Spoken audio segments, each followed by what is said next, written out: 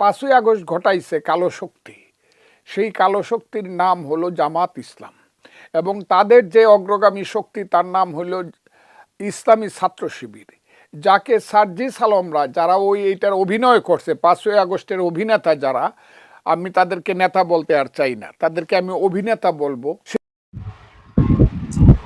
আসসালামু আলাইকুম ওয়া রাহমাতুল্লাহি ওয়া বারাকাতুহু। প্রিয় দর্শকবৃন্দ, আজকে আপনাদের সামনে খুব গুরুত্বপূর্ণ একটা কথা বলার জন্য উপস্থিত হয়েছে। আমার কাছে গুরুত্বপূর্ণ, হয়তো আপনাদের কাছে নাও হতে পারে। সেটা হচ্ছে, আপনারা জানেন যে বিএনপির চেয়ারপারসনের উপদেষ্টা ফজলুর রহমানকে কারণ দর্শাও নোটিশ দিয়েছে।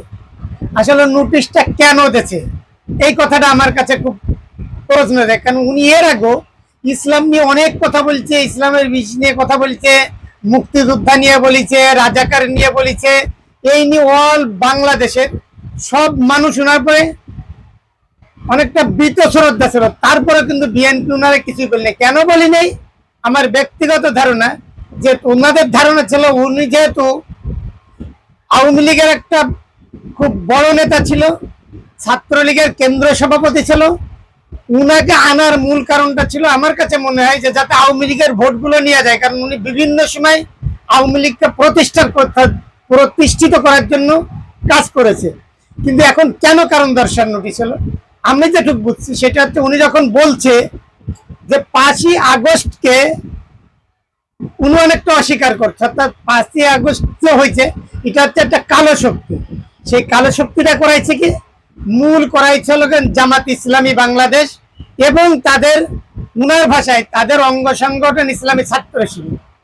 আর সামনে যারা ছিল অল বাংলাদেশে যারা সমন্বয়ক ছিল, সবকিছু ছিল, ইরা মূলা ছিল হচ্ছে একটা অভিনেতা, অর্থাৎ আমি একটা অভিনয় করেছে, ওরা আসলে মূল কিছুই ছিল না।